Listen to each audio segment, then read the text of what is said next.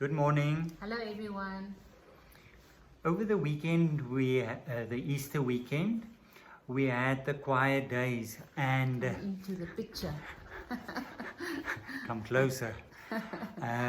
We had the quiet days, and Thomas Merton was our anchor mystic, and we looked at some of his quotes around Easter, and especially the one, it really resonated with you, the whole issue of abandonment, where he talks about entering into the darkness, where all our abilities and our efforts, where they don't count for much, and this abandonment to that situation. Tell a little bit more about that. Yeah, I think what really got me on it was that I was really again so struck by the Easter happenings and especially Jesus's stance of I actually want to say no resistance, but in any case no resistance towards what was happening, being in the moment. Where he even speaks to Peter and says, when he takes his sword and removes one of the slave's ears, don't do that. Do you think for one moment that I won't drink this cup? So there was in him no fighting what was busy happening. So that stance, that abandonment to the next moment and the next moment, wherever it would lead. So that passage of Thomas Merton, where he talks about being really in such a dark place where nothing that you have or that you are or that you counted on can any longer bring you anywhere. And where you actually realize that how selfishly you were being clinging to this very meager image of keeping your life afloat. And it was a very strong contrast between Jesus' selflessness in the circumstances and the way that we are clinging to this little life that we hold so dear. And that he says in that abandonment then, in that darkness, when there's nothing, where you can do nothing but abandon these things, that means nothing. You are purified. You are actually, I think, set free of your ego construct that is holding you back. And because just as a side note, looking at the whole Easter experience, I'm never under the impression that Jesus is a weakling. No, it's a choice. It's a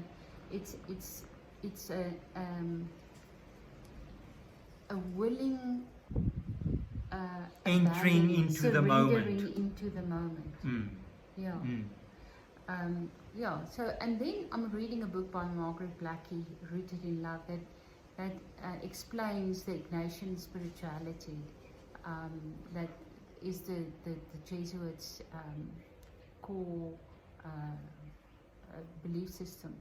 And in their principles, their foundation and principle statement, there's a phrase that really, I think, boils down to the same thing.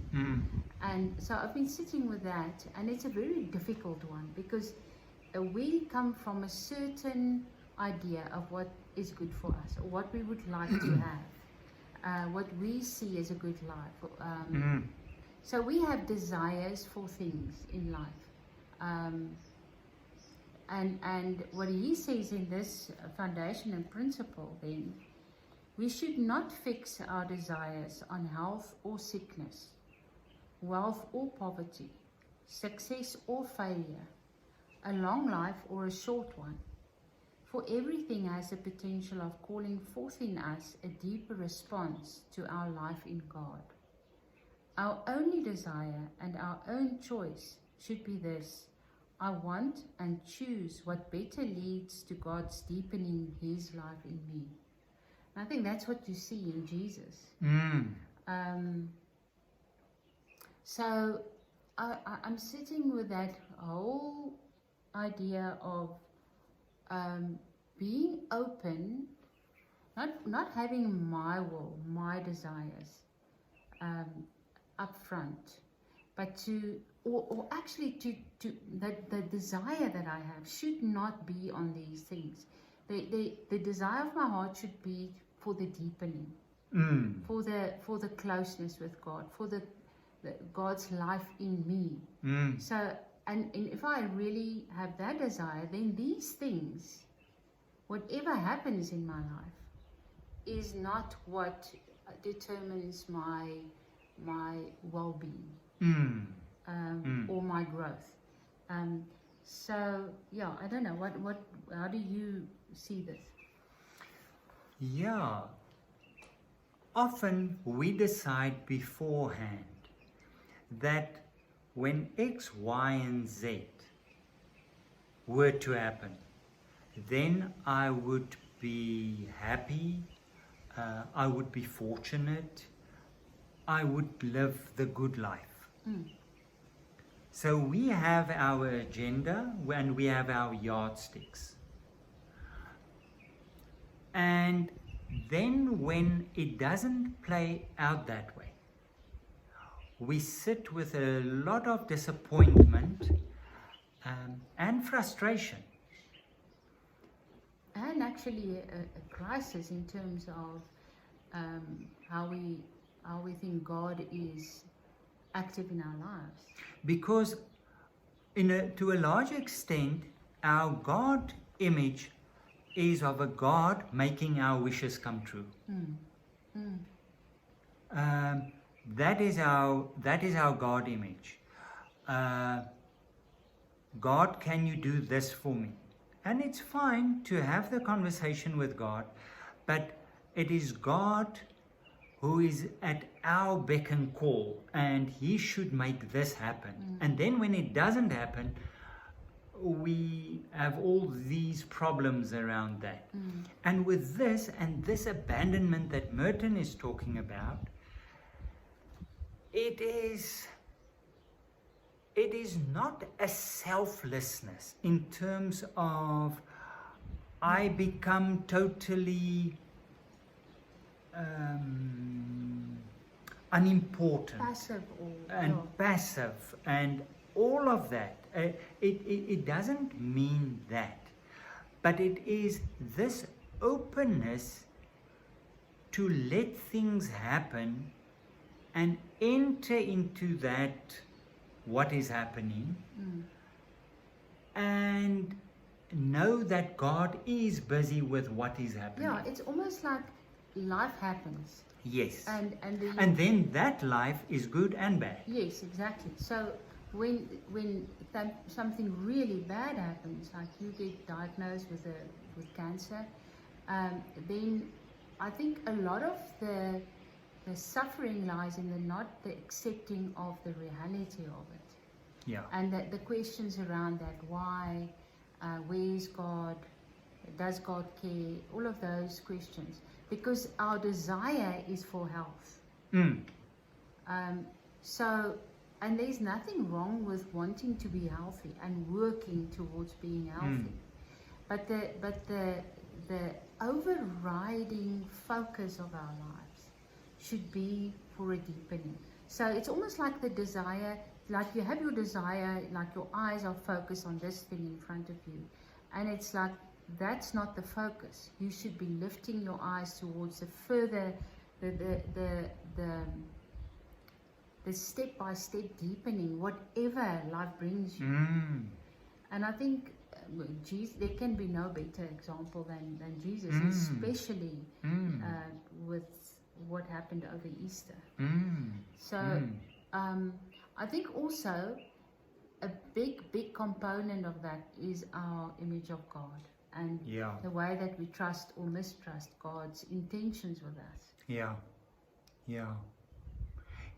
There's a fear that maybe God doesn't know what is best for us. Yeah, yeah. Or that God doesn't mean it well with us, or that Yeah. God wants us to suffer for, because I think we also generally, deep down, we know that those times when we are really going through hard things, like Merton's quote as well, through the darkness, where we are stripped of these things that can't help us in that situation, that there is, if we are open to it, there is a growth that we can hardly get when things are just going well. Yes. Unfortunately, I think humans are made that way.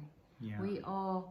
We are prone to just carry on with our lives on a very superficial level if things are just going well. Yes. Yes. And yeah, I think it's very difficult for me because it's easy when things are going well. Especially for a one. Yeah, because there's also a letting go. There's a lot of not controlling life. And not just in your own life, in the life of people that you love. So it's also very difficult to see others going through a very difficult time, and to not to want to just make it better because you, from your side, looking at it, you also find it difficult once removed to see how this is going to help. Yeah. So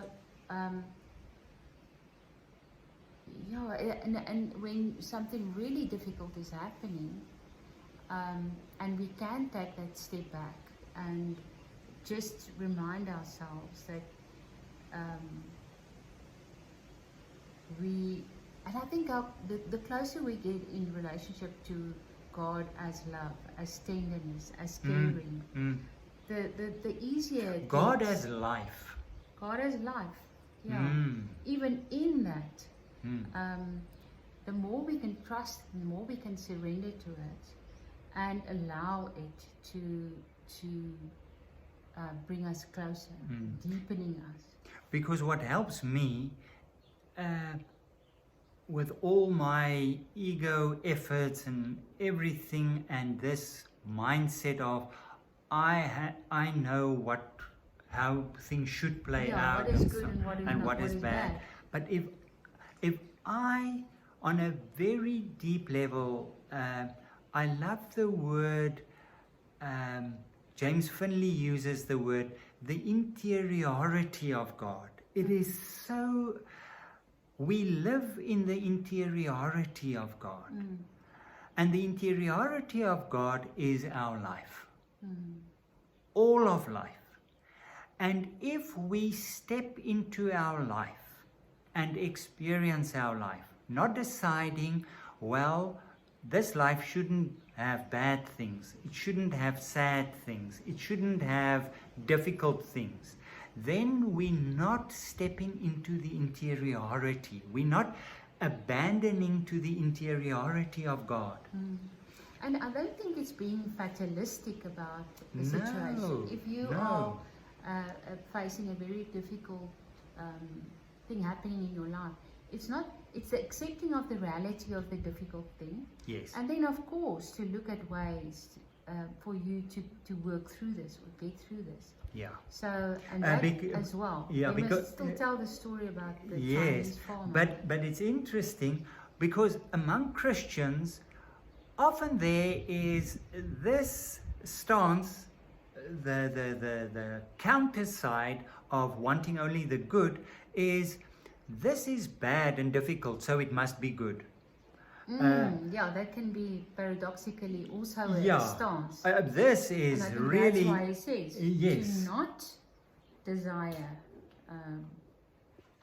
health or sickness. No. Poverty or wealth. So it's not sitting here and say, you know what, if I constantly wish that I'll inherit 5 million rand, that's wrong. Because then I put my mind only on wealth and that as a solution. But if I'm sitting here and say, if I am in really dire straits and I suffer, that is good. It's also not. Yeah, no. The desire, and he talks about that. The desire actually becomes a stumbling block, whatever the desire is, because the focus is not right. Yes, yes. And by deciding beforehand, we limit ourselves because we don't know what is good and what is bad. That is really not helping us. There's this very old story that I'll quickly tell about this old Chinese farmer and his son working on a piece of land, and they have one horse. And then this horse is lost, and runs away, and the neighbors come. It's a close-knit community, and they say, we're just here to really say how bad we feel about this bad thing happening in your life. And the old farmer said, how do you know it's bad? And after a while, this horse returns with about 4 or 5 other horses. The neighbors come and they say, how glad we are for you, for this good thing happening. And he said, how do you know it's good?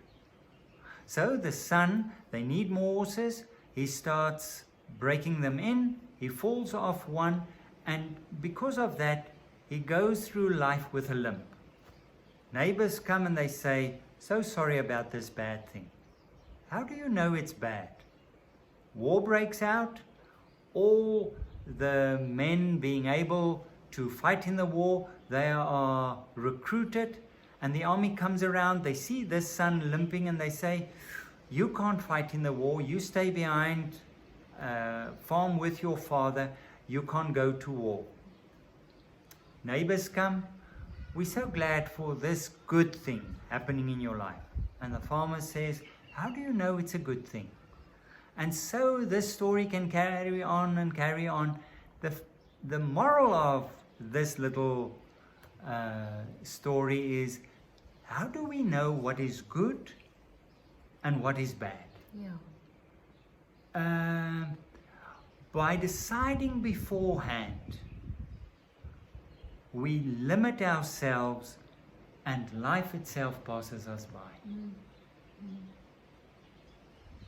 I think it will be interesting next week to look at ways in which the difficult things, also the things in ourselves that we don't like, because it's not always just exterior things, but things within ourselves, how that can actually be the gateway to growth and to a deepening of our interior life and our life in general as well. So maybe we can look at that.